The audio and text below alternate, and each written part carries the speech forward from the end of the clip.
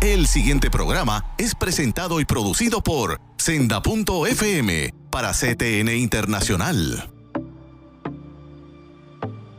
Bienvenido a tu programa Derecho y Palabra. Hoy estaremos hablando dos temas que parece que no se relacionan, pero sí lo son, de la historia en Puerto Rico de la perspectiva de género y un caso resuelto por el Tribunal Supremo de Maternidad Subrogada, que aunque parezca que no, tiene que ver mucho con el tema. Estarán con nosotros el licenciado Héctor Albertorio, pasado director de la Oficina de Bases de Fe, y la licenciada Ada Nora Enríquez, pasada candidata del Proyecto de Dignidad para comisionado residente, ambos hijos del Dios Altísimo.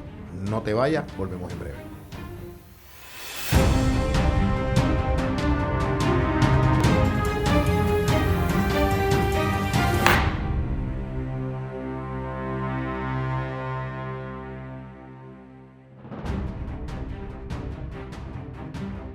Bienvenido a esta primera sección de tu programa Derecho y Palabras. Como habíamos iniciado, me acompaña el licenciado Héctor Albertorio, la licenciada Ada Nora Enríquez, dos siervos del Señor que tienen en esta lucha muchos años. Podríamos tirarnos casi al 2006, ¿verdad? Eso es correcto. 2006, Albertorio todavía tenía más cabello, Ada era más joven, yo era más joven, pero seguimos siendo igual de bellos delante de los ojos del Señor. Queríamos, ¿verdad?, que muchas veces hablamos de la perspectiva de género en Puerto Rico, pero muy poca gente tiene clara el desarrollo histórico y la lucha de esto, porque esto no comenzó llamándose perspectiva de género. Esto tenía otro nombre. ¿Quién de los dos entra primero? Bueno, saludos a todos. Gracias, Gao, por tenernos esta vez contigo. Bueno estar con Albertorio nuevamente. Comienzo yo simplemente porque iniciamos en esto antes que Albertorio. Albertorio Sí. es, ¿verdad?, el más jovencito entre nosotros. Yo estaba en el nursery todavía, no mentira. Bueno, no tanto, pero ahí vamos. La realidad es que de mi mejor recuerdo, yo estaba conduciendo camino a Arecibo cuando escuché a la licenciada Mirna López Peña estar deponiendo en unas vistas ante la legislatura. Y la ponencia tenía unos muñequitos y unos nenes chiquitos en la primera página, lo recuerdo. Sí, pues entonces yo estoy escuchándola a ella deponer, están hablando de un borrador del Código Civil, etcétera, y recuerdo que aquello captó mi atención. Ella estaba hablando de distintas áreas que iban a ser impactadas y cambiadas por ese Código Civil, sobre todo en cuanto a las relaciones de familia. Y de ahí surge la Alianza de Juristas Cristianos, surge la Coalición Ciudadana en Defensa de la Familia, y fue a través de esa gesta de la licenciada López que entonces nos pusimos a ver también cómo iba la educación, y ahí es que surgen unos muñequitos. Yo no recuerdo cómo se llamaba en aquel momento, Gaón. Quiero saber. El libro se El llama... libro yo recuerdo, quiero saber. Sí, pero ella puso unos muñequitos en la primera página de su ponencia que la criticaron porque era informal, no sabe lo que estaban hablando. Y ellos no sabían que estaban hablando con la procuradora del caso de la niña rusa que logró ganarlo y recuperar a aquella niña, porque Mirna fue procuradora de menores y marcó una historia dentro de estos casos de deportación en Puerto Rico. Yo estaba en la legislatura cuando eso pasó. Yo andaba solo, yo estaba buscando un grupo que, ¿verdad?, uno pudiera unirse, y ahí anuncian en la Iglesia Senderos de la Cruz una reunión de la Alianza de Juristas Cristianos, y ahí yo voy a esa reunión, conozco a Esmonte, conozco a Mirna, conozco a Tania, conozco un montón que siguen siendo abogados, Ramón Solís. Ellos no sabían que yo era asesor en la legislatura en aquel entonces de José Aponte, y eso nos abrió las puertas para muchas cosas. Y en la primera reunión fuera de Sendero, ahí yo conozco a Ada, que llega esa mujer grande, así imponente, sin miedo a hablar, y terminamos sentándonos juntos. Yo recuerdo que una vez me regañaron porque dijeron que había que hacer algo. Yo en 5 minutos estaba listo para hacerlo, y me iba y me regañaron. Y Ada dice que ustedes no conocen a Juan Gao. Ya Juan Gao sabe cómo hacerlo, déjelo que se vaya. Entonces, esa dinámica fue maravillosa. Cómo ver tanto abogado que había estado caminando aparte en esta lucha.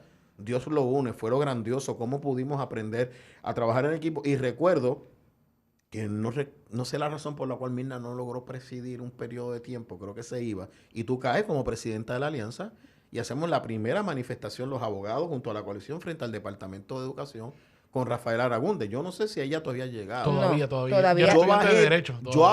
Yo bajé del crucero de mi luna de miel. Yo había llegado 2 días y mi esposa me dio permiso, para ir a la manifestación. Y hay una foto donde está Eduardo García, Juan M. Gao y Ada Enríquez en el medio hablando mientras nosotros escuchábamos. Para que ustedes vean que nosotros sabemos lo que es igualdad. Quien mandaba en la alianza era Mirna, Ada y Belmonte. 3 mujeres. Sí, no era la alianza lo que yo presidía La Coalición Ciudadana. Era CEFA. Sí. Y CEFA. la licenciada López se había mudado a Estados Unidos en aquel eso fue lo que momento y me pidieron presidir y yo estaba en aquel momento como su Albertorio. Yo era la más pequeña del grupo, la que quizás era más fuiste nueva. la última que llegaste, es cierto. Y entonces a mí me dieron a presidir CEFA. Me acuerdo que en el enero del 2008 cuando yo empecé a presidir, recuerdo que estábamos en una mesa, yo no sé si era el Día de Reyes o el día siguiente, yo sé que eran días festivos. Y recuerdo que habían líderes, ¿verdad?, de la iglesia, a los cuales yo no conocía, vuelvo y te digo, yo era una nena, acababa de llegar, no sabía, no me podías ni hablar de concilio ni nada, yo no entendía nada de eso, todavía al día de hoy me cuesta entender cómo es que se lleva ¿verdad?, esa jerarquía. Y entonces habían algunos que se iban a levantar y yo recuerdo que dije, pues como haría alguien inocente, ¿verdad? ¿Para dónde ustedes van? De aquí nadie se va, todo el mundo se queda. Ellos, recuerdo, eran varones, se sonrieron porque se dieron cuenta que tampoco era que yo quería ni imponerme ni nada, sino es esa noción de que hay alguien nuevo, ella se ve que no conoce bien esto, vamos a ver de qué ella va a tratar. Y recuerdo que empezamos a hacer una serie de estrategias muy bien llevadas, escuchábamos a todo el mundo y, ¿verdad?, y determinábamos cómo íbamos a actuar. Y en octubre del 2008, lo menciono y menciono la fecha porque he escuchado a mucha gente quizás de la época de Alberto y un poco más joven, que en el caso de él él nos veía, ¿verdad?, a lo lejos. Pero hay muchas personas que no y dicen, esto de perspectiva de género es de ahora, lo que está pasando ahora, y nosotros estamos hablando del 2006, ya yo voy ahora por el 2008. Recuerdo que en aquel momento dado querían implementar el libro. Y era periodo electoral. Claro, era en 2008, por eso lo digo. En el 2008 estábamos ya en septiembre para octubre y nos reunimos, me acuerdo que fue el licenciado Eduardo García, estabas tú, estaba Milton, éramos un grupo, pero éramos un grupo más pequeño que dijimos, ¿qué podemos hacer? Porque estamos tan inmediatos a las elecciones. Y entonces dijimos, ok, vamos a enseñarle de perspectiva de género a todo Puerto Rico. Ok, ¿cuánto tiempo tenemos? Yo creo que Gao fue el que dijo, ¿cuánto tiempo tenemos? Yo dije, bueno, tenemos 3 semanas. Y lo que hicimos fue que dividimos Puerto Rico norte, sur, este y oeste, y yo no sé la cantidad de conferencias que dimos. Hubo momentos que dábamos 2 conferencias por día. Yo llegaba a mi casa a las 12, a las 1 de la mañana, todos los días.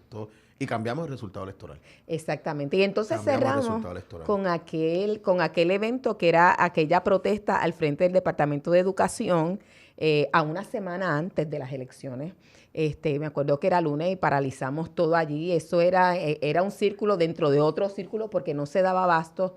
Y no solamente éramos, ¿verdad?, los líderes estaban allí, habían artistas, habían personas de la comunidad. En aquel entonces vino Carlos Baerga, vino Claudina Brin. Estaba René González, estaba Yailin Cintrón. Cuando estaban comenzando, ellos estuvieron allí con nosotros.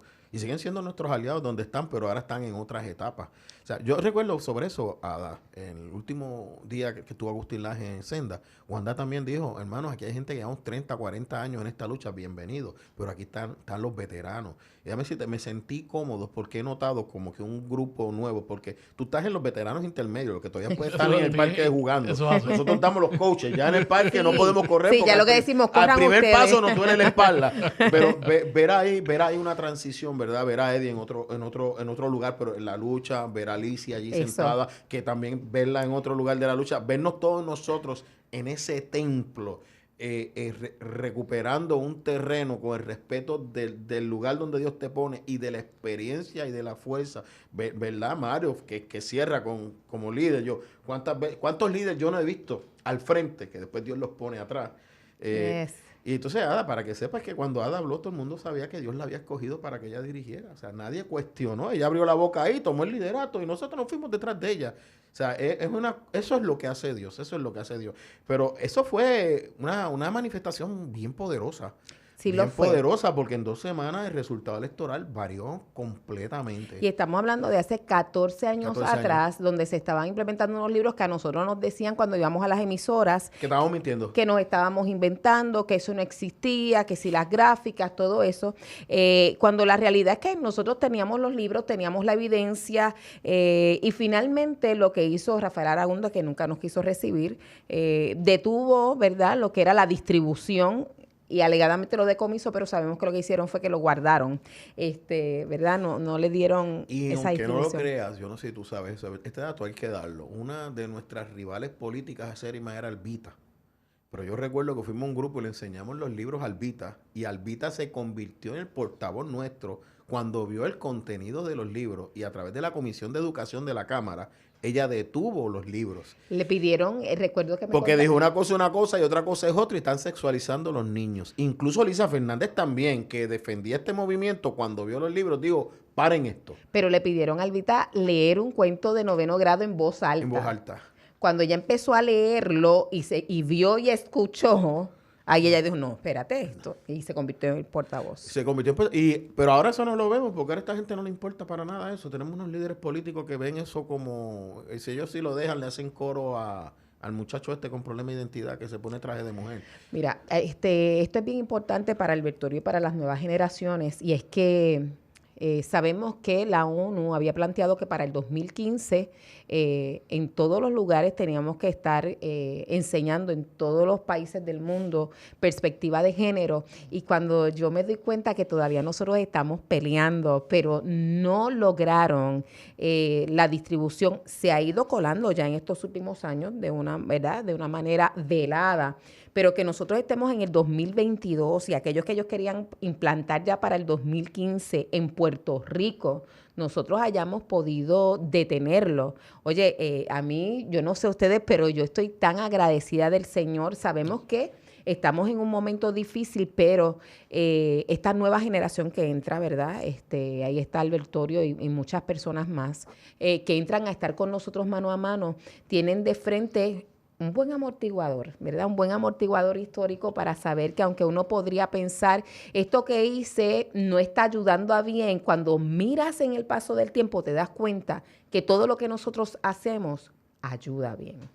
Definitivamente no. Danos el brinco histórico. Ahora ya Tú pica así para llegaste que con para un entrar. programa que se llamaba Faro. Y yo llegué, ahí empecé empezamos a tocar base con Faro, tenía varios amigos ¿Qué que año estaban. era eso? Eso fue, yo estaba en la escuela de Derecho, estábamos en 2008, 2009, Lo veo por ahí. Sí, por sí. esa. Fue un grupo joven y todavía están activos. Sí, todavía están todos activos. están. Y entonces ahí fue que comenzamos a hablar sobre estos temas, comenzamos a estudiar sobre estos temas y verdaderamente vimos entonces con lo que bien dice Ada, ese amortiguador, porque comenzaron a parar ciertas cosas. Obviamente ahí en el 2008 gana Luis Fortuño, entra entonces como secretario, en aquel entonces era el secretario Carlos Chaldón, después hubo... Yo recuerdo. Después estuvo entonces al final el doctor Eduardo Moreno, que también estuvo, o sea que hubo, y Eduardo Moreno... Ambos accesibles para el movimiento Correcto, conservador. que Ambos sí, accesibles. siempre. Chaldón O sea, y Moreno, los dos fueron en accesibles. ese ¿verdad?, momento hubo ese detente en ese mover que había. Claro, 2012 entonces entra y se recrudece esto con la elección de Alejandro García Padilla, que en febrero del 2012 es que se hace la marcha de Puerto Rico por la familia. Esa gran marcha que se hizo que Ya metió... lleva 10 años. Sí, Wow. En el en 2013. febrero del 2012. Del 2013. 2013, perdóname, pues 2012 fueron las elecciones, Sí. correcto. Sí, Febrero del 2013. O sea, eso inauguradito, yo creo que Alejandro García Padilla levantó la mano, tomó posesión y 2 o 3 días después le teníamos 175,000 personas frente al Capitolio manifestando. Así que ahí yo participé de eso activamente, estuvimos... Y para los que no entienden lo que eso significa, cambió por completo la visión de la legislatura, porque no sabían que eran tantos. Correcto. Una cosa era que te hablaran de los números en las urnas y otra cosa ver las marchas. Y a los que saben un poquito de marcha, el movimiento sigue igual de sólido en diferentes áreas, pero tú y yo sabemos que los partidos políticos no pueden mover la gente que se mueve por estas causas. Definitivamente. O sea, No, por no, eso es no. que no llaman a marchas. O sea, este tema de los niños es lo que más toca Eso es así. al pueblo de Puerto Rico. Es una causa, es Es la una causa causa, del es pueblo. una Es causa así. del Y pueblo. siempre se le ha dicho, yo recuerdo siempre, y esa consigna, con los niños no. Con los niños no. Siempre es con los niños. A mis niños no los toques. Y eso ha sido, yo creo que ese Varió un poco. Ahora se dice, los niños no son negociables. o los niños no son Yo negociables. Pero con mis niños no te metas. y estamos, pero tan pronto, lo mejor de todo es que tan pronto alguien suena esa trompeta. Oh, sí, vamos allá. Todos nosotros Es reconocemos esa voz y decimos, aquí es, y nos olvidamos de colores, nos olvidamos de partidos. diferencia, Y de aquí todo, de todo, ey, sí. está sonando la Y trompeta, esto vamos allá. empieza con el caso Davis, ¿te acuerdas? Que lo trajimos a Puerto Rico, que a Davis, De Boston. lo meten preso por protestar estos libros en Boston. Y ahí es Y lo que- único que estaba era pidiendo reunirse, ni siquiera pidiendo lo dejaron reunirse. De protestar. hecho, no sé dónde está, pero Davis es el que inicia el movimiento de los abogados de los Estados Unidos fuerte. Después de Davis, los abogados conservadores, a quien le damos las gracias que han ganado todos estos casos en el Supremo de Estados Así, Unidos. ahí está. Sin ellos no estaríamos allí. Tienes el Alliance Defending Freedom, tienes a Becket Law, tienes a Liberty Bueno, Council. los, O sea, los hay tres muchísimos. estamos en Alliance Defending Freedom. Sí, que está, de verdad que son. Ahí, aquí Alliance le gana a todos los demás. Casi todos somos aliados. Sí, porque es que la realidad es que ellos han hecho un trabajo extraordinario. extraordinario, encomiable por sí. Pero lo que tú nunca has explicado, cómo tú llegas a convertirte en el ancla de la iglesia con Ricardo Rosselló. Yo recuerdo que tú y yo tuvimos un debate bien fuerte, que hasta cerramos la iglesia y todo, porque tú dices, esa frase no va, yo sí, porque son dos lobos alfa. Entonces, los corté y dice, pues cerramos la iglesia. Entonces, pues también, pues la añadimos. Entonces, de la noche a la mañana, este hombre se convierte en defensor de esa frase hasta el día de hoy, que creo era la libertad religiosa individual. Correcto. Y logra que se firme, ahí entra Escribano, entra Mira, los Está hablando de Cortés. Rifra, cuando estaba... No, el acuerdo que se firma En la iglesia en la iglesia de los Ok, Cortés, de correcto. base de fe, Es- los el- impulsores políticos fueron Hilario. 10 de, y mira, Alberto Ríos. te voy a decir, era 10 de marzo del 2015. Yo estaba Ok. en marcha cuando empezamos a Imagínate. discutir. Y entonces, vamos un poquito para atrás. Yo comencé en esta lucha internamente dentro del Ejecutivo, en la administración de Luis Fortuño. Ok, Yo esa era estaba la ya pregunta. entonces conectado ya con Fortaleza. En aquel entonces estaba el pastor Aníbal Heredia. Y ya nos Fortaleza. conocíamos. Correcto. Y entonces estuvimos ya, yo trabajaba en el departamento de corrección. y de trabajo Y después. entonces estábamos trabajando lo que era la capellanía, el desarrollo de las iniciativas de base de fe dentro de corrección y todo este tipo de cosas, ¿verdad? Que se estuvieron estableciendo durante la administración de Luis Fortuño. Ahí es donde estuvimos pendientes, obviamente, a que el Departamento de Educación no se fuera por la línea que se habían ido anteriormente o que habían tratado de irse anteriormente de establecer esta perspectiva de género. Y siempre tuvimos mucho cuidado en esa administración de que eso no ¿Cómo se sucediera. llama el secretario de Educación? El primero, que eliminó todos los libros. En el... Chardón. Carlos Chardón, Chardón, en el correcto. primer año, yo recuerdo que yo fui a Sí. esas reuniones, eliminó Sí, todos los sí. libros. Todos los Eliminó libros. esa en el carta primer circular año. y todo eso. Él La circular en cumplió, su él primer cumplió año. con el compromiso. Cumplió con el Correcto. compromiso. Y entonces ahí, una vez sale Luis Fortuño de la gobernación, entra entonces García Padilla, entra César Rey, el doctor César Rey como secretario él fue el primer, Perdóname el César suspiro. Rey, perdóname, no, el César Rey fue cuando, si no me equivoco, fue cuando Sila. Era César Rey, Aragunde, vamos a ver si nos acordamos, César Rey, Aragunde. ¿Es Rafael? algo? Rafael Román. No, Román. Rafael Román. Yo sabía que es Rafael. Que era también. Rafael Román, era cuando entra García Padilla, que es el que hace la carta circular, la famosa carta circular, que tanto estuvimos batallando. Ahí entonces es que se crea, por primera vez, yo conocía a Ricardo Rosselló, obviamente de palabras y de haberlo visto en algún sitio. Ahí es donde con unos amigos en común nos reunimos, me reúno con Ricardo Rosselló, le planteo cuál es la posición, le digo, esto es lo que está sucediendo. Ricardo Rosselló estaba liderando el movimiento Boricua Ahora Es. Y de ahí entonces comenzamos esta relación de amistad. Él comienza a evaluar las posturas, obviamente en contra de la perspectiva de género. En muchas cosas él estaba bien de acuerdo. Y de ahí entonces comenzamos a desarrollar esta lucha. Durante la primaria se firma ese acuerdo en la iglesia de los pastores Cortés, donde se reconoce el RIFRA, se habla acerca del... Es la primera vez que Rifra entra al foro político. Correcto. Ah, Es la primera por vez. eso fue. Ok, Ahí pero fue. tenía que ver con Rifra. Sí, ok. tenía que ver con el Rifra, RIFRA. entonces se cambia por primera vez en la visión política. Esto no se trata Espérate, de libertad de un culto. momentito, para efectos de los que nos están sintonizando y escuchando, que nosotros hablamos como abogados Rifra y mucha gente no sabe. ¿Con qué se come ¿Con qué? Ok, pues explícalo, Ada, explícalo. Esa legislación es para garantizar la libertad religiosa, ¿verdad? Correcto. Es una legislación federal que es de aplicación a Puerto Rico y de la manera en que nosotros le estábamos planteando, ¿verdad? En Y esta alcanza la plataforma política Correcto. del PNP, cuando muchos abogados dentro del PNP decían que eso no aplicaba a Puerto Rico. Correcto. A ese nivel. Así es. Y nosotros logramos que esa ley la invisibilizó el juez Fuster en un caso del Tribunal Supremo y no la utilizó para imponer la licencia a las instituciones educativas privadas. Si la hubiera utilizado, nunca hubiera habido licencia. Y nosotros sabemos que al día de hoy se le hace bien difícil a los tribunales en Puerto Rico aplicar el RIFRA. Es una cosa... Le sacan el cuerpo. Es bien difícil. Ellos no lo quieren tocar ni con una vara larga. Qué sencillo, eso básicamente es la primera enmienda. Básicamente la primera Básicamente. enmienda. Pues de ahí entonces desarrollamos eso. Ahí entonces es que está la primaria Ricardo Rosselló y Pedro Pierluisi. Con esa firma, con ese movimiento que hizo Ricardo Rosselló, yo soy de los que creo que él consolidó el sector conservador dentro del Partido Nuevo Progresista que votó a favor de él en la primaria. Ya hemos visto cómo nos movemos de 2006, donde parece que no tenemos, al 2016. Bernier se acercó a la iglesia también, pero como no firmó el acuerdo, el sector conservador no te podemos respaldar porque nosotros queremos algo por escrito. Todo eso se peleó tras bastidores, Dios con gente en diferentes lugares. No te vayas, continuamos en breve.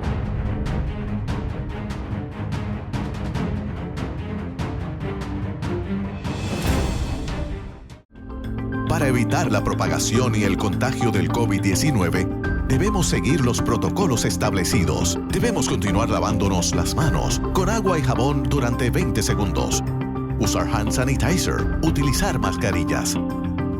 Guardar por lo menos 6 pies de distancia entre personas. Sanitizar superficies regularmente, además de los zapatos y accesorios. Hazlo por tu bien y el de tu familia. Busca CTNI en YouTube y sé uno de los miles que se han suscrito para disfrutar on demand de la gran variedad de programas diseñados para ti. Suscríbete al canal de YouTube de CTN Internacional. La mayor selección de música cristiana.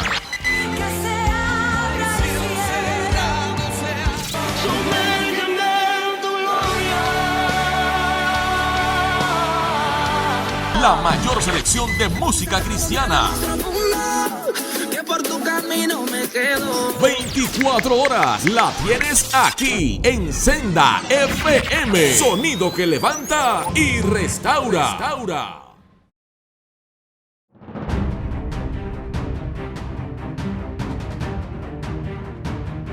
Bienvenido a esta segunda sección de tu programa Derecho y Palabra. Estuvimos hablando de datos históricos personales que ustedes piensan que son meras anécdotas, pero mientras esto va sucediendo, Albertorio entra a Fortaleza, yo estoy de asesor legislativo de un presidente de la Cámara, luego me convierto en asesor legislativo en el Senado, y Ada entra a la pastoral, Dios la retira un tiempo y vuelve nuevamente y se activa, convierte en asesora de una agencia de gobierno. Ya no podemos hablar de eso ahora, ¿verdad? Pero cómo Dios nos introduce dentro de la estructura. Y para que ustedes entiendan, yo recuerdo que estaba viendo un caso que recibo una llamada confidencial de dentro del sistema que me dicen, hay una reunión donde se acaba de determinar que tú no vas a ganar ni un solo caso más en los tribunales por estar litigando este caso. Y vino una solicitud de un partido, al padre Carlos y a mí, diciéndonos, si usted no retiran ese caso en el Supremo, el partido los va a votar. Y nos dice, bueno, pues que nos voten, porque esto es voluntario y nosotros seguimos. O sea, cómo ese entrar nosotros en la política nos permite identificar una serie de estructuras que los nuevos hoy pueden identificar claramente. Pero en aquel entonces decirlo era decir que estábamos locos. Sí. ¿Quién empieza ahora?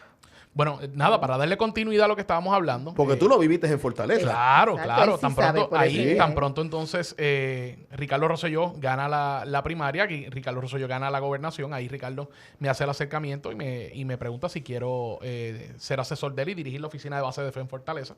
Así que con mucho gusto asumí el reto de ir a Fortaleza, y ahí comenzamos entonces todo este proceso. Mi trabajo al principio era mantenerlo a línea, ¿verdad? Mantener todo el proceso en línea como lo habíamos diseñado y como lo habíamos establecido en la campaña y todo lo que íbamos a estar haciendo. Obviamente ustedes saben que en la política nada está escrito en piedra y empiezan a haber unos cambios filosóficos donde ya en vez de tratar de mantener la raya, pues me convierto entonces en un boxeador dentro de Fortaleza para entonces defender la postura entonces de la iglesia. Así que si bien es cierto que tuvimos muchos avances, porque tenemos que reconocer, tuvimos muchos avances, como quiera, siempre hay su pelea, siempre hay su batalla que hay que dar. Pero tenemos que reconocer que la administración, tanto ejecutivo como legislativo, en la época del gobernador Rosselló, fue una de las administraciones que más legislación y más cosas hizo a favor de la iglesia, aunque pudiéramos establecer que hay otras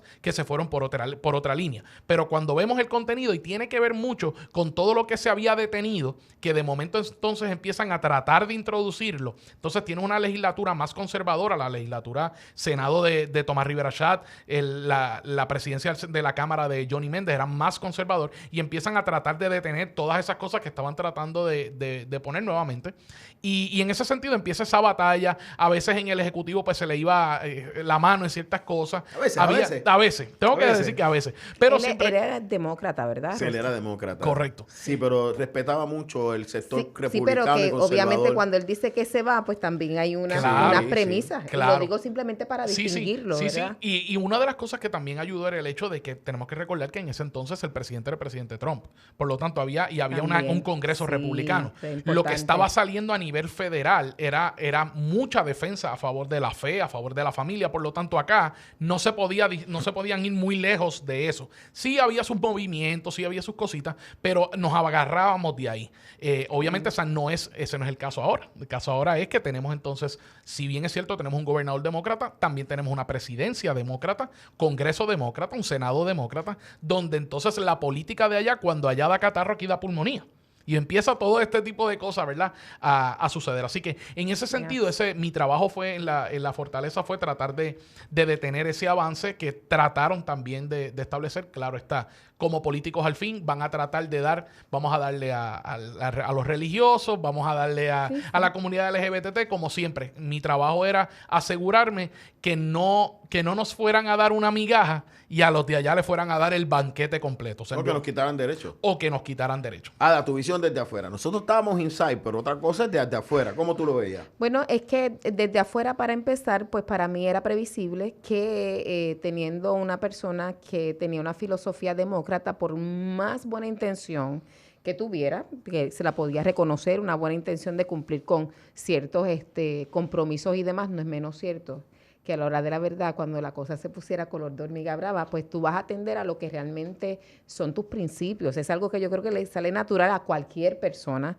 Habiendo leído la plataforma completa, yo dije, cuando se encuentren estos dos derechos o estos dos intereses, el interés de la agenda LGBT y el interés conservador, él va a ceder por la de ellos, no necesariamente, mira, ni siquiera porque tenga que estar tan de acuerdo, sino porque ellos tienen una voz más inmediata dentro del núcleo donde él se mueve. Y nosotros los conservadores tendemos a ser, a menos que sea para los niños que nos tiramos ahí las marchas, tendemos a ser más silenciosos en ese sentido, ¿verdad? Así que mirándolo desde esa política, ya yo lo adelantaba. De hecho, esa es una de las elecciones que yo me abstengo entonces, porque realmente digo, mira, ya ahora mismo no tenemos a alguien que nos represente en ese sentido, porque sabía lo que es la lucha política. Y entonces... Tú estabas yendo mucho a Washington también en aquel entonces. Ah, sí, claro que sí. Y mantenemos nuestras relaciones allá. Entonces te ayuda. Eso te lleva a tu candidatura, porque conoces Washington. Bueno, quien me lleva a la candidatura, si te metes ahí, en realidad es el consejo de Mark Meadows, que después pasó a ser el jefe de personal de Trump. O sea, es un one-on-one, así como estamos Alberto y yo, porque estaba en el Leadership Institute, él está contando su historia de la trayectoria. Yo simplemente voy allá a mirar cómo es esto, lo que se requiere. No tenía contemplado en absoluto, lo que quería era saber si de verdad daba un paso al frente. Y como él era congresista, ¿verdad? Cuando él termina de dar su exposición, yo me acerco, porque él era pastor también, había sido pastor y nos cuenta, y entonces le pregunto. Y me pareció bien curioso porque acá había una noción de que tú simplemente tener palabra y no tener el voto no te servía de nada. Sin embargo, él, conservador, y me dijo, hace falta más voces conservadoras dentro del Congreso, por favor, corre. ¿Ves? Entonces, cuando vi eso, yo dije, pues entonces nosotros sí tenemos una capacidad de influenciar. Y ahí es que entonces lo hago. Cuando veo eso, volviendo, ¿verdad?, acá, para mí era de esperarse. Obviamente, hay una serie de cosas pasando en legislatura, entre legislatura y el Ejecutivo, que era bien nocivo, ¿verdad? La batalla política. La batalla, sí, no. Los egos. La batalla era rampante. Se trancó el gobierno. En el último dos años el gobierno se trancó. Eso, y entonces tú veías que como que todo el mundo quería tener la razón, que es lo que planteas como la batalla de los egos. Estoy hablando, cuando digo que todo el mundo quería tener la razón, estoy hablando del ámbito conservador, porque los otros no conozco, incluso en nuestro sector, fuera de los políticos partidistas, también se estaba dando esa lucha. Sí, pero a eso es a lo que me refiero. Entonces, ese sector todo el mundo quería tener la razón. Entonces, cuando tú tienes a tanto cacique, vamos a decirlo así. Un poco indio. Pues entonces no podemos llegar a ningún lado. Y todos los esfuerzos se pierden. Y eso fue lo que pasó. Y desde afuera, yo les puedo decir que eso es lo que yo veía. Para mí, de alguna manera previsible, no lo quiero simplificar, pero cuando tú, y precisamente porque estás afuera, mientras tú estás adentro, como tú estás trabajando con lo tuyo y estás empujando, tú dices, lo voy a poder lograr. Yo creo que ese es el ánimo. Pero el hecho que algo sea previsible no significa que sea simple. No lo es. Por eso digo, yo no lo estoy queriendo simplificar. Ahí, lo que digo es, wow, tú sabes, tanto trabajo. Y ahí, para dar verdad, desde el punto de vista de la legislatura, es que viene el tranque, viene la lucha de poder entre la legislatura con el gobernador, viene el tranque. Entonces el gobernador empieza por orden ejecutiva a tratar de conseguir lo que no consigue a través de la legislatura. La legislatura manda 2 proyectos, que lo hemos discutido en otros programas, de libertad religiosa y de aborto, que el gobernador veta, luego los envía, luego de un diálogo, y el trámite que le dan en la legislatura los condena a la muerte, y ahí es que yo veo que viene la ruptura, donde se levanta con fuerza, en ese vacío que surge en nuestras filas, se levantó con fuerza la perspectiva de género a través de una orden ejecutiva, porque la legislatura lo que había un embudo que nada de eso pasaba. Pues vamos a aprovechar para dar un consejo, ¿verdad? Mientras miramos esto, que nosotros no planificábamos cómo íbamos a hacer el análisis, pero algo que pasa en nuestras filas conservadoras es que cuando pensamos que perdimos algo, todo el mundo se va. Dispersa y dejan el espacio. Y yo creo que ahora... No, y cogemos el micrófono y bombardeamos al hermano. Pues, pues aprovechando esta coyuntura, algo que nosotros tenemos que aprender es que si de momento perdemos una batalla, que no significa que vamos a perder la guerra, en lugar de nosotros aislarlo, tenemos que regroup, ¿verdad? Correcto. Volver a reagruparnos, reorganizarnos. Yo lo voy a mirar como hacía papi cuando mi hermana y yo teníamos diferencias. Cuando teníamos diferencias no nos mandaban a estar una en un lado a pensar y la otra. No. Papi hacía que nos besáramos y nos abrazáramos hasta que entendiéramos que nos amábamos. Y eso es importante en esto porque provoca que aunque yo diga, tú hiciste esta cosa, lo que sea, pero si tenemos un acuerdo de que vamos a caminar juntos porque hay algo más, yo te escucho lo que tú me tengas que decir, y tú me escuchas lo que yo te tenga que decir, pero vamos a caminar hacia la doctrina de mi esposa es te amo, te extraño y te necesito. Así le decimos a las nenas. Esa es la doctrina. Entonces, en mi casa era que yo podía debatir con mis hermanos, mi papá, incluso somos pasionales todos, que parecía que nos íbamos a matar porque estábamos hablando con mucho gesto y todo. Y nos íbamos juntos a comprar pan y nos montábamos en el carro y nada de chisme, ni nada de enojo. Podíamos disentir. De hecho, a mí me entrenaron el que disentir, tú sabes quién es quién. Entonces, ustedes lo saben porque hemos debatido, que a veces yo debato con ustedes y no estoy de acuerdo y al ratito, oye, reflexioné sobre lo que tú me dijiste. Mira, hubo un momento... O sea, es la capacidad de, aún defendiendo mi punto, nosotros poder escuchar al otro y aglutinar, porque esa falta de aglutinamiento permitió que Ricardo Rosselló, a través de unas órdenes ejecutivas que le convencieron que radicara, nos trajera lo que es la perspectiva de género. Nosotros no podemos dejar vacíos. Si no solo eso, permite la victoria y lo que hizo Batia en la legislatura, que sin vistas públicas nombró a la presidenta del Tribunal Supremo, que es la mayor defensora de la perspectiva de género, y ahí nosotros podemos decir claramente, ven que la judicatura también hay una agenda de perspectiva de género. Sí, antes de entrar en ese tema que es sumamente importante y creo que es medular, lo que tenemos que ver también es el hecho de que nosotros como creyentes, siempre yo he escuchado que tenemos que ser de influencia donde quiera que nosotros vayamos. Sí. Tenemos que ser luz en medio de las tinieblas.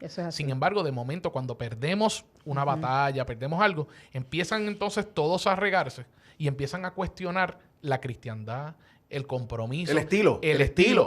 Porque es que está en tal sitio. Y que debió haberle dicho esto, que debió haber dicho todo ese tipo de cosas. Acá, Dios no te puso a ti, puso a esa persona. Yo siempre le decía a todo el mundo, nosotros somos un cuerpo, muchos miembros, ¿verdad? Y en nuestras filas nosotros necesitamos pistolas de agua, metralletas. Necesitamos, y cuando hablo no lo estoy hablando en términos espirituales, en términos espirituales, no Pero estamos yo creo hablando. en la segunda enmienda, anyway, Claro, pero no estamos hablando en términos de, ¿verdad? Pero necesitamos. Yo también creo en la segunda enmienda. Hay voces que son más suaves, más Sí. dóciles. Hay otras voces que parecen metralladoras y hay otras voces que retuenan como una bomba Y atómica. hay Y, gente que reconcilia. y eso cada es cual, así. pero nosotros todos somos necesarios en esta lucha, en esta batalla. No podemos estar tirando los estilos diciendo, no, porque es que tú estás mal. No, eso es un estilo necesario en un momento determinado. Y así es que nosotros Y reconocemos. déjame decir algo que a alguna gente no le va a gustar, pero es que lo tengo que tirar. Aquellos que votaron por Pierluisi tienen la autoridad moral ahora de confrontarlo. Claro, porque Mira lo que estoy diciendo. Si tú no votaste, no puedes hablar. Pero el que votó por Pierluisi, que llegó a unos acuerdos y no los cumple, que eso fue lo que pasó con Ricardo, fueron las voces que él se comprometió. Porque él hizo acuerdos. Porque él hizo exacto. acuerdo. Este hizo acuerdo y los tiene que cumplir. Y aquellos que le dieron el voto están empezando a exigir que lo cumplan. De hecho, vuelvo y ratifico, el secretario de Justicia tiene que renunciar. Seguimos, volvamos a la perspectiva de género. Es que quiero estar en récord. Vamos a la Tiene que perspectiva. renunciar. Como decía el compañero Gaudí, estábamos hablando, cuando él brinca a la perspectiva de género, es que estamos hablando, ahí entra el tema de lo que queríamos hablar, que era el caso de la maternidad subrogada. Es que quiero llevarlo allí porque Correcto. es que tenemos un secretario de Justicia que no sabe nada de derecho, que todo lo que le dicen le molesta, tiene la piel muy finita. Tenemos un gobernador que está empezando a escuchar a un sector que lo está volviendo a llevar a la perspectiva de género, que lo está volviendo a llevar al derecho al aborto, cuando el pueblo de Puerto Rico, vamos a sacarlo de los partidos, está diciendo no quiero eso. Hemos dicho, cuando tocan los niños, el pueblo se une en contra de cualquier partido de gobierno, en contra de... Porque Ricardo Rosselló lo vivió, se le viró en contra cuando permitió que esto pasara. Alejandro García lo vivió, Pedro Pierluisi lo puede vivir fácilmente porque no es solamente cambiar un currículo, es cómo se está comportando en otras áreas. Tenemos una opinión del Tribunal Supremo de Puerto Rico sobre maternidad subrogada, donde la presidenta del Tribunal Supremo lo equipara a la perspectiva de género y una abogada a través de Microjuris dice que es un derecho constitucional. En Roe vs. Wade decían que había un derecho constitucional absoluto de la mujer a abortar. Nosotros decíamos que no, nos mantuvimos en eso durante más de 20 años. Nos criticaba y el tiempo nos dio la razón porque cuando tú lees la opinión, no he visto ningún jurista serio que se haya atrevido a impugnar el contenido jurídico de la opinión del Tribunal Supremo de los Estados Unidos, que dice le corresponde a los estados. Nosotros tuvimos un programa sobre eso, pero lo que me llama la atención es empezar a escuchar nuevamente a un secretario de Justicia decir el derecho de intimidad de la mujer, una abogada en Microjuris diciendo es un derecho constitucional de la mujer, y escuchar a la presidenta del Tribunal Supremo en una opinión decir maternidad subrogada. Yo creo que ya no tenemos que explicar mucho a la nueva generación de que aquí hay una agenda.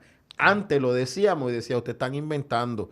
Ahora hay una agenda, sus reacciones, o sea, expresiones en el Tribunal Supremo, en Microjuris y del secretario de Yo le voy a Justicia. poner un poquito de pique, voy a dejarle la parte a Ada, pero voy a poner un poquito de pique porque ahora tenemos otra nueva categoría del derecho, conforme a nuestro flamante secretario de Justicia, y es el derecho sagrado al derecho Ay, al Dios aborto. mío. Y entonces ya viste, ya vamos de derecho a la intimidad, derecho constitucional, ya vamos a un derecho sagrado, hermano. O sea, está usando el sector liberal de los seminarios esos que enseñan una Biblia que no es revelada por Dios. Mire, hermano, yo no Yo sé sé que yo no sé por dónde es que va, pero vamos con Ada, por favor. Mire, vamos a darle un poquito de contexto histórico, ¿verdad? En cuanto al derecho a la vida en Puerto Rico, porque nosotros no podemos hablar de un derecho a la muerte. Eso es así. ¿Y por qué? Bueno, porque nosotros en el 1951, cuando se está redactando nuestra Constitución, decidimos que le íbamos a honrar el derecho a la vida a todo ser humano. ¿Ves que no estamos hablando de a toda persona? Eso significa que desde que un bebé es concebido en el vientre, nosotros en Puerto Rico estamos diciendo desde ese momento... Vamos a distinguir ser humano. En Puerto Rico, de acuerdo al Estado de Derecho, adquiere derechos cuando se convierte en persona. En 1951 se le trata con ser humano y se le da derecho a la vida, aun cuando no se le considere persona, porque no ha nacido vivo. O sea, que desde ese momento, ese que usted le dice, no, porque no es persona, no importa, porque ya desde la Constitución el Padre dijo, tiene derecho a la vida desde el vientre. Y si alguien dice, bueno, esa es tu interpretación, Ada, no es mi interpretación, porque en la discusión para aprobar esa parte de la Constitución, se dice, mire, es que si nosotros no decimos que este derecho a la vida es del ser humano, dejaríamos sin protección a todos los bebés que no han sido concebidos y que todas las constituciones del mundo deben reconocerle derecho. Dicho esto, lo segundo es que así se establece en nuestra Constitución ese derecho a la vida, pero se dice más, se dice, para nosotros en Puerto Rico, el derecho a la vida es tal que aun si tú mataste a otra persona, yo no te voy a matar a ti. No podemos utilizar el aparato del gobierno para sancionar a una persona culpable de asesinato, precisamente privándole de la vida. No conforme con eso, nuestra herencia en el ordenamiento legal es tal que aun con relación a mi propia vida, si yo digo, a mí me gustaría quitarme la vida, y se supone que tú estás ahí para convencerme a mí de que no lo haga.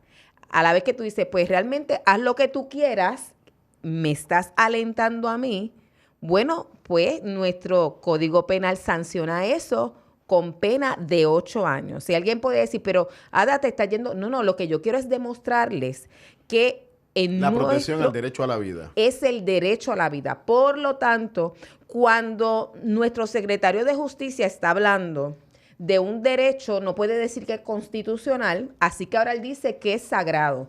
Y ahora yo quiero ponerle un poco más de pique, porque si es sagrado, él nos está diciendo que ahora vamos a establecer por vía del gobierno el culto a la muerte.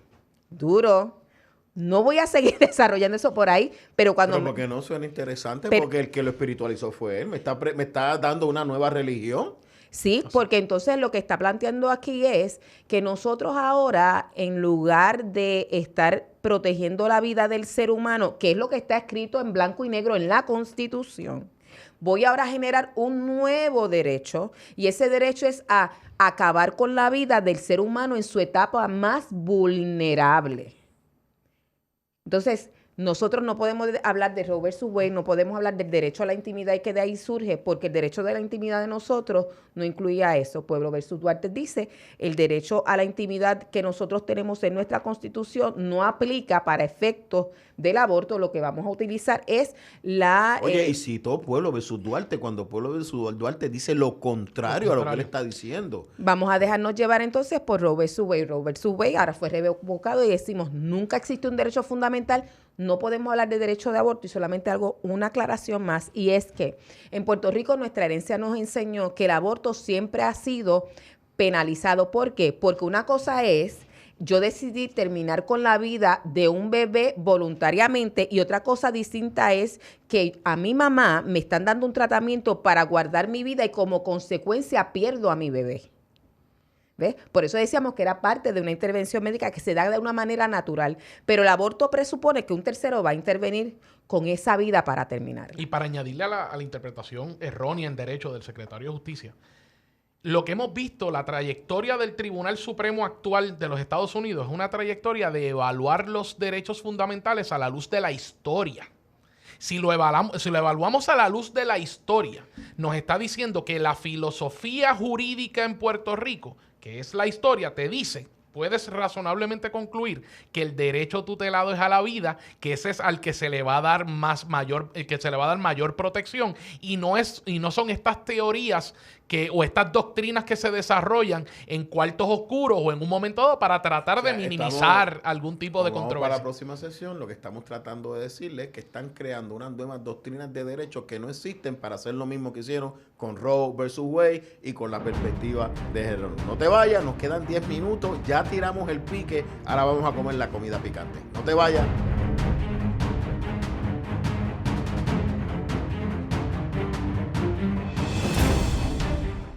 Busca CTNI en YouTube y sé uno de los miles que se han suscrito para disfrutar on demand de la gran variedad de programas diseñados para ti. Suscríbete al canal de YouTube de CTN Internacional. Para evitar la propagación y el contagio del COVID-19, debemos seguir los protocolos establecidos. Debemos continuar lavándonos las manos con agua y jabón durante 20 segundos. Usar hand sanitizer, utilizar mascarillas. Guardar por lo menos 6 pies de distancia entre personas. Sanitizar superficies regularmente, además de los zapatos y accesorios. hazlo por tu bien y el de tu familia. La mayor selección de música cristiana.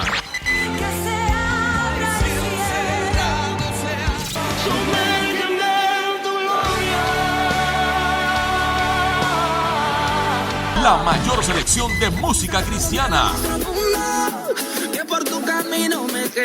24 horas la tienes aquí en Senda FM. Sonido que levanta y restaura.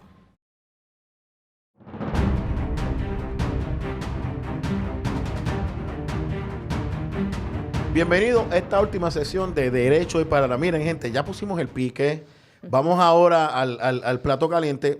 Les aclaramos, los tres somos abogados, tenemos unos cánones de ética, hay cosas que nos tenemos que reprimir, porque aunque estemos en los medios, los cánones nos obligan. Ya el Tribunal Supremo habló claro, incluso hasta en las redes. Así que vamos a tener ciertas limitaciones, pero yo le garantizo que vamos a traer un análisis distinto al que estamos escuchando de la maternidad subrogada. Lo primero, el caso está diciendo que es por contrato.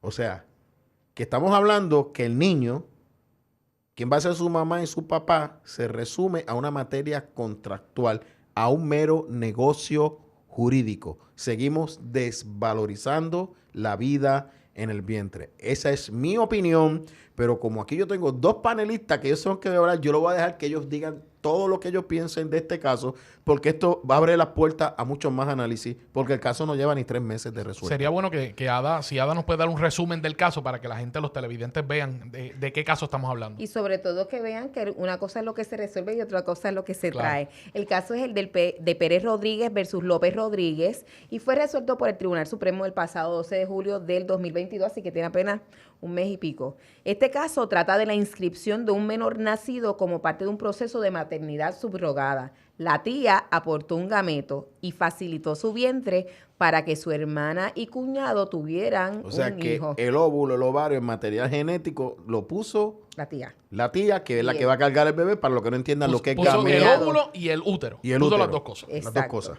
El niño nace, pero solo el padre pudo reconocer en el registro demográfico porque la funcionaria indicó que no podía inscribir como madre a la mujer que no concibió, es decir, a la hermana de la que lo portaba. Estos hechos se dan bajo el Código Civil anterior. Eso también es importante.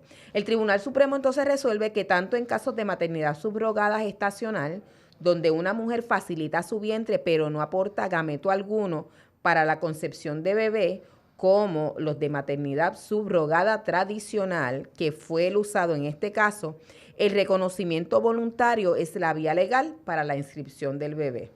Yo creo que no debemos entrar, ¿verdad?, en discutir la parte compleja de las relaciones de familia, porque aquí lo que pasa es que hubo un divorcio al momento ya de nacer el niño. ¿Ves? Todo aquello que ocasionó este negocio quedó colapsado en familia. Y por eso incluso es que la relación entre las dos hermanas. Correcto. Por eso es que la tía, que también es, a su vez es mamá, que pensaba solamente ser tía, va y trata de reconocerlo para sí y le dice, no, aquí el único que puede reconocer es papá.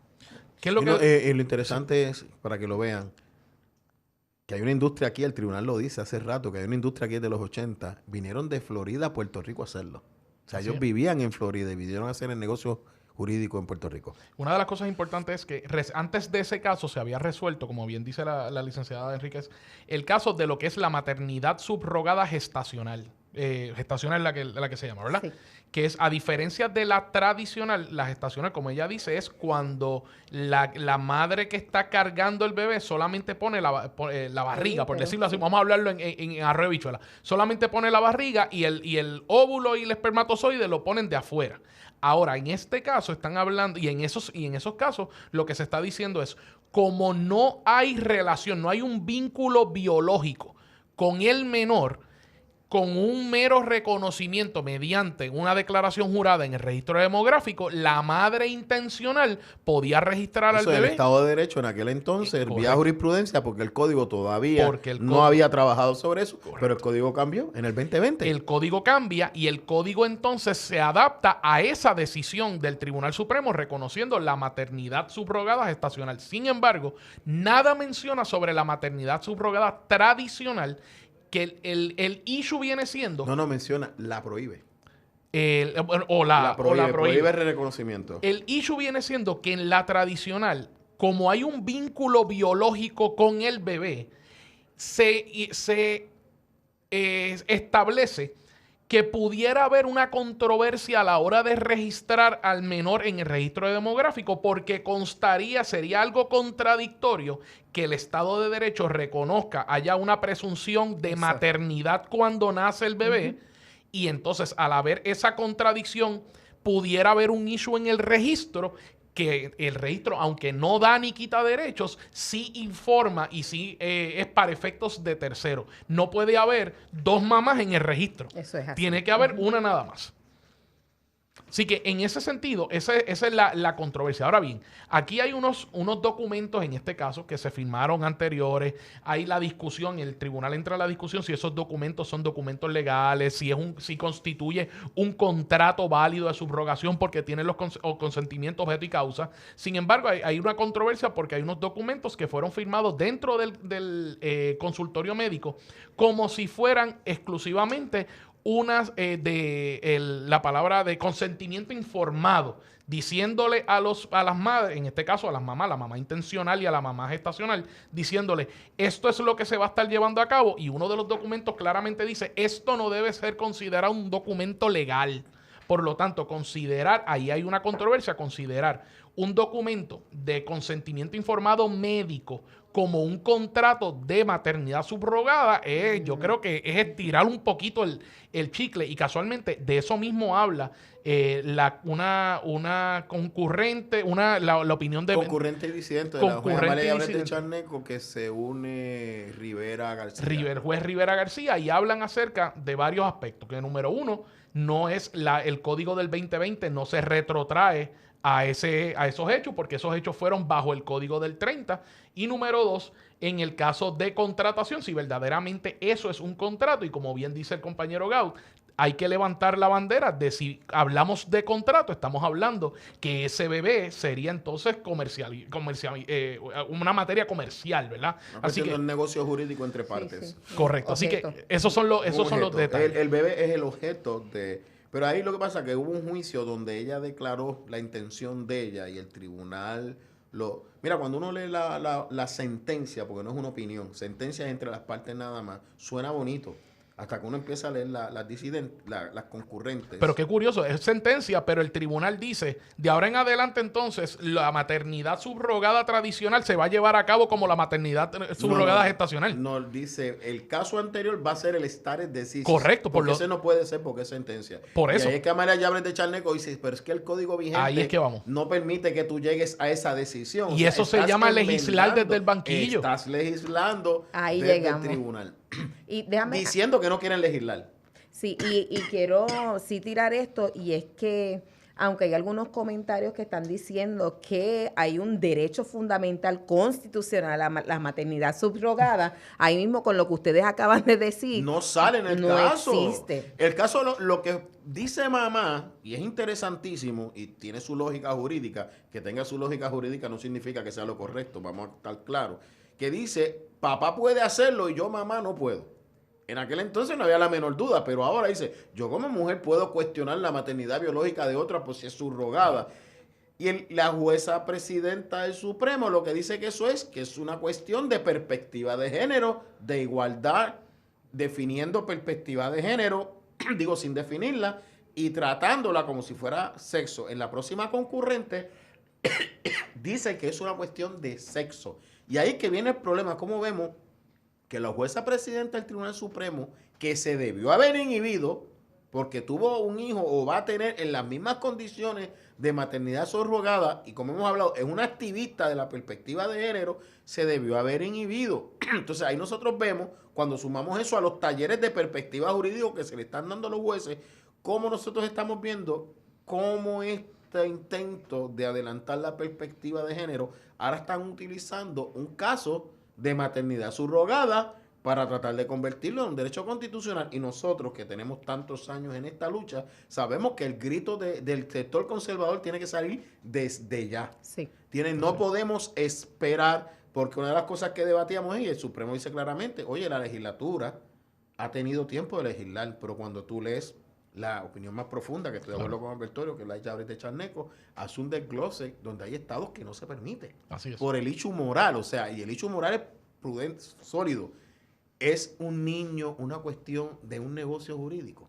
Y como mencionábamos antes de comenzar el programa, no solamente si es un objeto de comercio, sino la complejidad de la relación que se da entre el bebé y la mujer que lo está cargando, y cuando es entre familia, que es lo que es tradicional, aún se pone más complicado, pero nadie habla de eso. Así es. No, y ¿cuánto nos queda? Una de las cosas, y rapidito para cerrar, una de las cosas que obviamente también no se puede ignorar y se trata de traer como si fuera algo de agenda, algo ideológico, como bien hemos establecido desde el principio con la perspectiva de género. Aquí no se puede ignorar que cuando se estableció el Código del 30, habían unas realidades que no están ahora. En el 30 no jamás se imaginaban alguien que iba a haber una maternidad subrogada, que podían transferirse gametos de esa manera científica. Así que decir que esto es discriminatorio por el género y que hay que ver las cosas con el género es ignorar la realidad histórica del Código Civil del 30, donde había una política pública de que no hubiesen hijos sin padre, se le daba entonces la facilidad al padre para que los reconociera voluntariamente, cuando era obvio el que se presumía que con el parto ya entonces la mamá y el bebé tenían ese vínculo. Así que hay unas cosas que han cambiado que por el hecho de que haya cambiado históricamente la realidad cultural, no quiere decir que es discriminatorio, ni quiere. Hay unos avances en la ciencia que hay que atender. Definitivamente hay que hacerlo. Trataremos de traer un panel que continúe con esto, pero no importa cuántos adelantos tecnológicos existan, la vida humana sigue siendo vida humana, no materia de negocio. Dios te bendiga, nos vemos en nuestro próximo programa. El pasado programa fue presentado y producido por Senda.fm para CTN Internacional.